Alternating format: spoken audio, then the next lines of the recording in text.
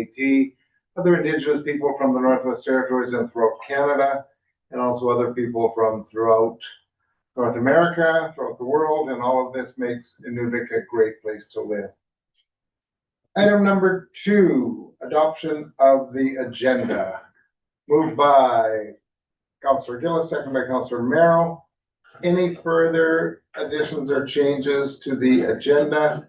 We have added the in-camera Inuvik gas request for council decision on, but that was discussed on Monday.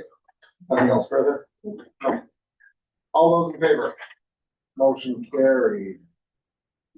Item number 3, declaration of conflict of interest or pecuniary interest with any of the agenda items. Councillor Wayman. 8.2 and 8.3. Thank you. No further conflict of interest on anything. Item number 5, public question period. I think we're good there. Item number 6, adoption of the minutes from the June 24th council meeting. Moved by Councillor Merrill, seconded by Councillor Parrott. Any further changes needed on any of those minutes? All those in favor? Motion carried. Item number 8, new business. 8.1, growing the town's future education award, addition to human resource policy HR 012. Moved by Councillor McDonald, seconded by Councillor Merrill. Any further discussion needed on this item? All those in favor? Motion carried. 8.2, discretionary use for manufactured building construction in tiny homes for development permit 20. Oh, sorry.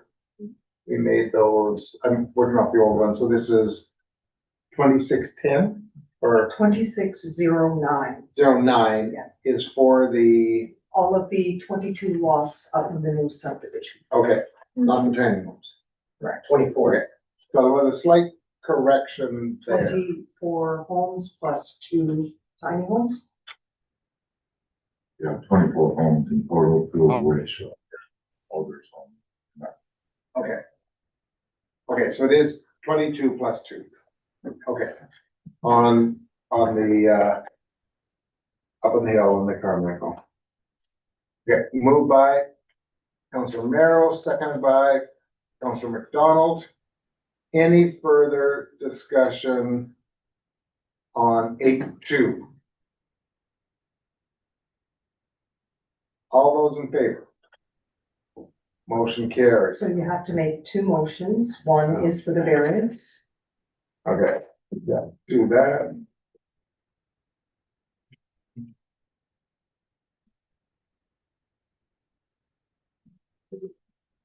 That at the end of the package? At the end of the larger package. I will pull it up. Yeah.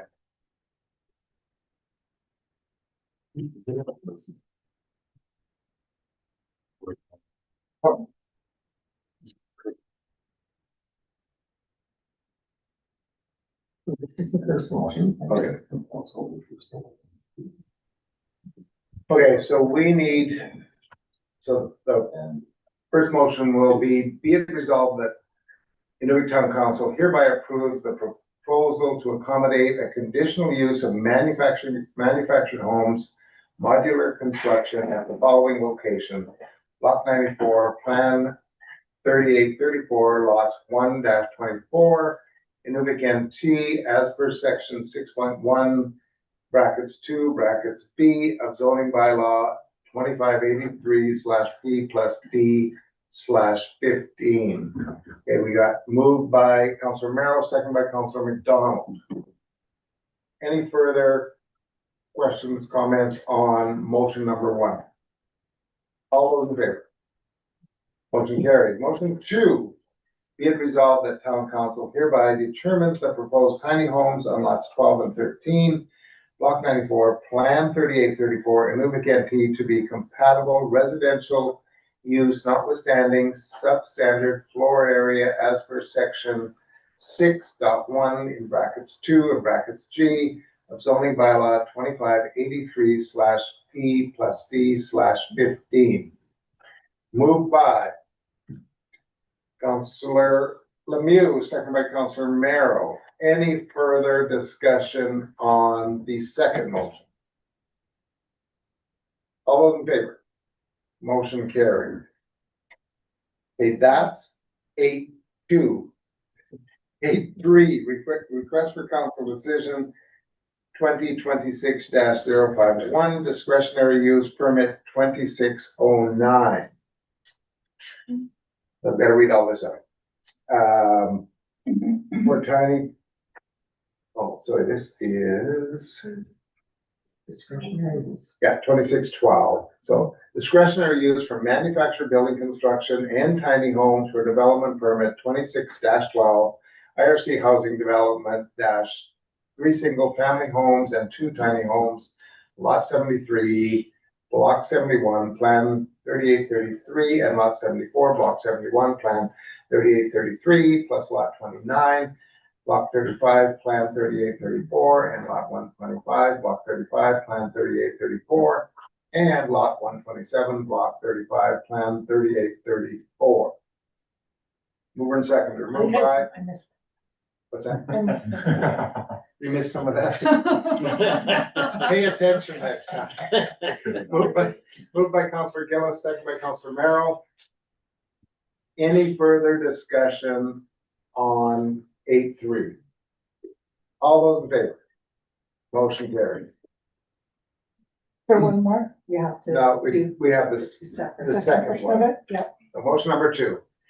Be it resolved that Inuvik Town Council hereby determines that proposed tiny homes on lots 73 and 74, block 71, plan 3833, Inuvik NT to be compatible residential use notwithstanding substandard floor area as per section 6.1 brackets 2 brackets G of zoning bylaw 2583/P+D/15. Moved by Councillor McDonald, second by Councillor Merrill. Any further discussion on the second one? All those in favor? Motion carried. Good, I've got through that. Okay, Thank you. Come back.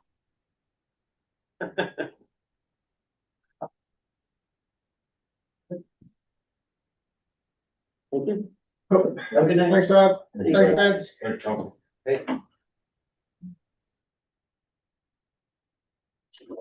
8.4, request for council decision 2026-053, 2026 contribution agreement for the Bill Canada Security Fund, something fund. Moved by Councillor Fair, second by Councillor McDonald. Any further discussion on this one? All those in favor? Motion carried. The motion for the gas intervention. Okay.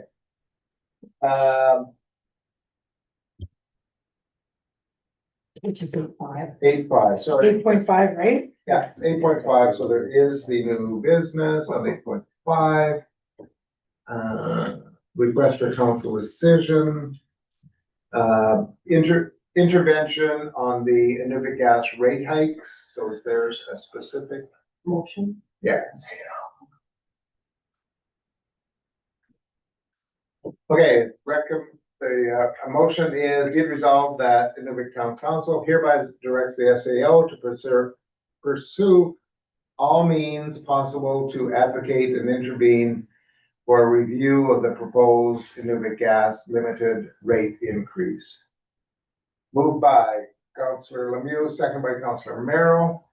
Any further discussion? Councillor Fair. So I saw under financial implications in the package, yes, the rate increase, but do we have a general sense of how much it will cost the intervention? Because we do reference by all means. I'm just wondering if generally we know what that may translate to with regards to our budget. I frankly did not have time. I was dealing with a few other things in the last 24 hours to get this done. So unless Mayor Clarkson took a look at the numbers, We don't know the impact, other than if you look at every one of the budget lines that have heating and you add 28%, No, 44%. 44% for September, October, November, The December financial, this year. the financial implication for the town of the rate increase is between 180 and 200,000. What we don't know, from a legal perspective, we don't know what this will cost us because we will make a complaint to the PUB, and then depending on that process and depending on what experts we need to hire or what lawyers we need to hire in order to, proceed through this, that will determine if it's a 2-month process, certainly not going to be a lot. If it ends up being a 6-month process, then that could cost us. Now, we do have budgeted in our budget for legal, and last year we didn't use a lot of that, so. We're not using a lot this year. We have about 25,000. Yeah. If we're not using it for any other reason. And do we anticipate this will be within that range? Hard to say, because we Yeah. don't know how long the PUB process is gonna be. Nor do we know how long our legal team would be involved versus PUB. If we have enough complaints going to them, they may do their own internal audit, intervention, questioning practices and that type of thing. Lawyers would be. So it just depends on how they're going to respond to the number of complaints that they're going to get. Makes sense. I think for me, it was just the by all means clause within the motion. It By all always makes me means nervous. includes media.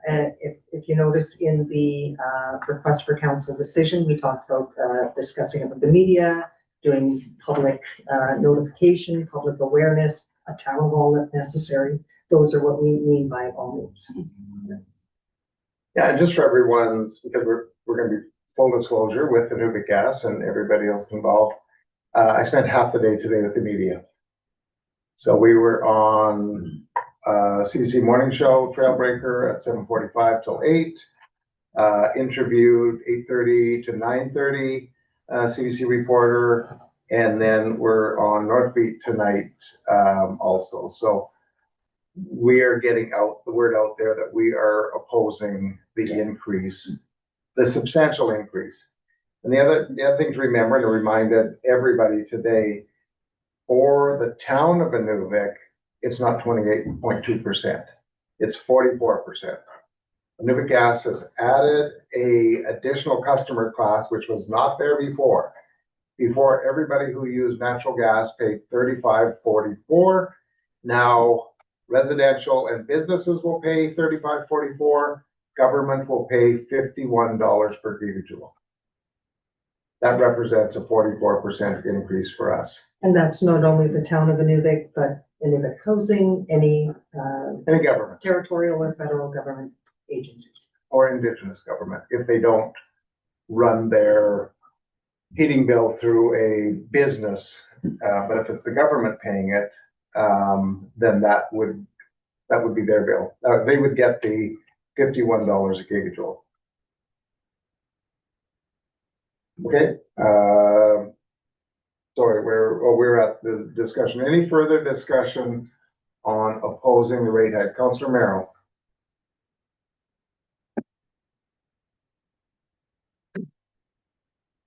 You wore out your I microphone. did somehow. If you turn yours on, I'll talk really loudly, like I don't already. So we are opposing it. Are others able to join in and oppose it? What we plan to do, after tonight, after we get the motion, we will post, within the community, on the digital sites, on our website, on our Facebook page, that if you want to lodge a complaint with the Public Utilities Board, here's who you do that with. Just so that everybody else knows that they also, whether you're a private residence, a business, or a government entity, you can also file a complaint. It doesn't just have to be the town. And certainly the more the complaints the Public Utility Board gets, the more serious they will take the complaints. Thank you. Any further discussion, comments on the Inuvik gas price increase issue? All those in favor? Motion carried. Okay, that's it for new business, right? Correct. Yeah, okay. Back. Bylaws, request for council decision 2026-049, bylaw 2771, amend the road naming. Get there. Do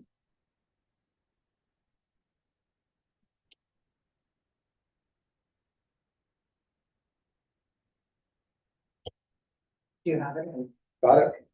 First reading, bylaw number 2771/GEN/26, amendment to street naming bylaw 2710 GEN/23. And this will be renaming the portion of Compass Street between Centennial Street and Stringer Road to Ptarmigan Way, and the consolidation of Carmichael Drive East, Carmichael Drive West under a single name, Carmichael Drive, and update the civil addressing in accordance with civil address standards and guidelines policy. Moved by Councilor Merrill, second by Councilor Lemieux. Any further discussion on this? Straightforward. Councilor Raymond. So for legal descriptions of houses, the people themselves have to get that done, or is the town taking that on? No, we will inform everybody so they know Because they're gonna have to change their. which way it'll go. Lots. Yeah. Mario can do his own, but anyway. I think so, yeah. We'll leave Councilor Lemieux in charge of that. He can exchange the numbers, as he goes down the street. Yeah. Now, we'll make sure that everybody knows what their new number is. I'm just asking the cost of it to change it in their legal description and their loans. Oh, yeah, good question. Yeah, so we'll also have to, everyone will have to update, whatever, account or mortgage or whatever they have if there's a specific description, yeah. Yeah. Councilor Merrill. Is the description simply lot, block, and plan number, or does it also include the house number? This is House number 2. just the house, the Just the civic house. address. No, we're just changing the house number, but on a legal document, doesn't it go by the lot, block, and plan number? Usually, yeah. Oh, and sometimes it's a civil, Yeah. the street address too? Okay. But your passport is your civil address. It's Okay. not what, well, I think No. what she's asking is Councilor Wayman's question was about legal, like property and land. And property and land is lot, block, and plan, and that stays the same. and that stays the same. Right, so for It's a the mortgage and civic whatnot, it doesn't address. have to change, yeah, it's just your numbers. And as Councilor Mew's gonna go up another street and give people the right numbers, we'll be okay. Yeah. Perfect, thank you. Okay. I'm going to get them right. Okay, item number 10, department updates. We have protective services on Monday. Information items, item number 11. I gave a couple. We did meet with the Mackenzie Valley highway crew. Were there 10 people at that meeting? 13. What's that? 13. Well, 13 counting us, Yes. but 10 of them came. So there was 3 from the major projects office in Calgary. There was 2 from the Mackenzie Valley Environmental Impact Review Board, and then there was 5 from the territorial government. So they also held the public session at Ingamo and had about 24 people showed up at that last night. So basically what they're doing now, going through a process, and the major projects office in Calgary will make a determination by, they're saying, the end of November, that they will then fund the project, and the territorial government is working with the Mackenzie Valley Environmental Impact Review Board. You may have heard on the news this morning, to lump the northern portion of the highway back in with the southern portion. In 2012, it was all considered, and then in 2015, they dropped off the northern portion. Now they're adding it back on. And so we had questions about, would they be giving the contract out to one company? Would they be dividing it up? Would they, start from the north, the middle, the south? And all of those responses were, we're not sure yet because we're not there. So they're focusing on getting the environmental impact review done and then getting the money commitment from the major projects office. So that's their focus right now. They're in Sigachik. They were in Sigachik today. They're in McPherson tomorrow. Back here, meeting with Gwich'in Tribal Council and then flying out tomorrow afternoon. Okay, so that was the one meeting, and then on, what day is the 14th? Tuesday? No.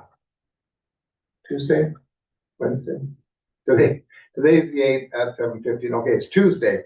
Tuesday evening, and I think it's 5:30 to 7 now, the Parliamentary Committee on National Defense is in town. And there's 8 MPs as well as 5 staff, and we're meeting with them in the community room in the Midnight Sun Complex. That'll be the 14th of July at 5:30 to 7, and we're just in discussions with them whether it'll be a dinner meeting. And that's our opportunity, and I asked, okay, is this a formal hearing? Because usually parliamentary committees, when they go meet with people, it's formal hearing. They responded, no, it's more of a meet and greet and what some of your concerns in this will be. So we'll plan to cover some of the same points we've covered before as a municipal government, hoping that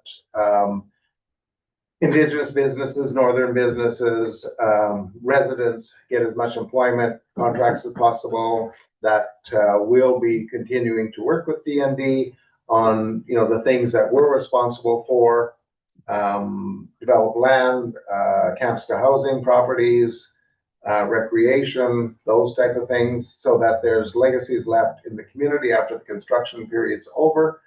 And and then whatever councilors are able to come on the evening of the 14th, you'll also have the opportunity to ask any questions. I have also sent that invite just now to all of you on the 14th, so you should have gotten it on your accounts. Yeah. Okay, third information item, we were in discussion again with DND today on the crossbow project, which will actually starts on the Alaska border, comes around, goes to Tuck, goes all the way over to Cape Perry, then up Banks Island, Prince Patrick Island, Axel Heiberg Island, all the way to Alert. So what that is 47 sea cans that are completely independent.